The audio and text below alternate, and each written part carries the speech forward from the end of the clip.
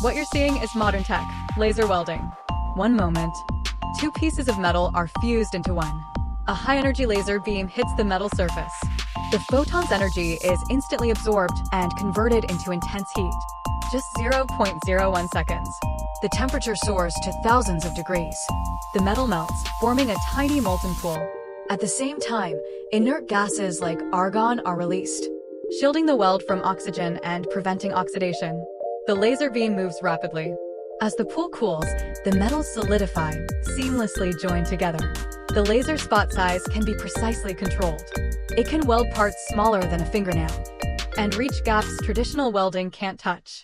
That's why it's widely used in aerospace, automotive, and semiconductor industries. Laser welding.